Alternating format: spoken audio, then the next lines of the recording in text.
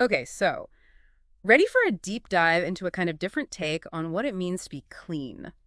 Sounds intriguing. Right, we're talking about the kind of dirt you can't just like scrub off with soap and water. Okay, I'm listening.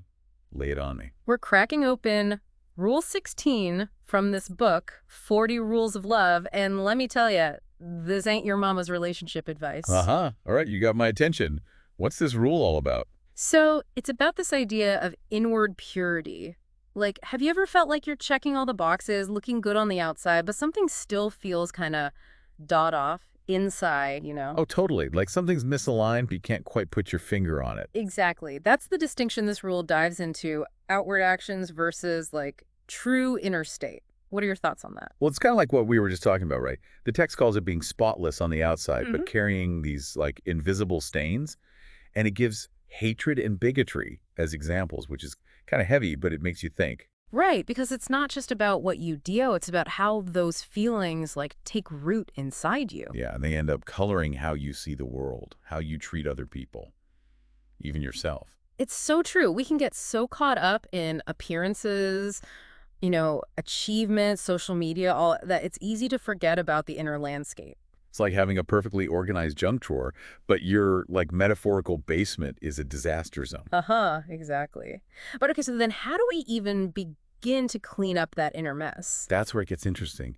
The rule points to love as the kind of the antidote. Whoa, that's kind of vague, isn't it? It does sound kind of abstract at first, but think about it. If hatred and bigotry are the stains, then acts of love, compassion, even forgiveness, those are the things that like wash those stains away. So it's about realizing that real change, real cleanliness has to start on the inside, right? Exactly. It's an inside job. And speaking of inner work, the text also mentions these practices, abstinence and fasting, as methods of purification. Oh yeah, that's a big one. Right.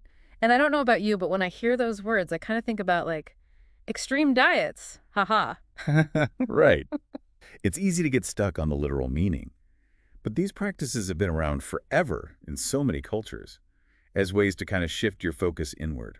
So it's not really about deprivation then, right? It's more about making space for something else. Exactly. Like creating space for self-reflection, for confronting what's going on inside. Even in our world, taking a break from social media, disconnecting from all the noise.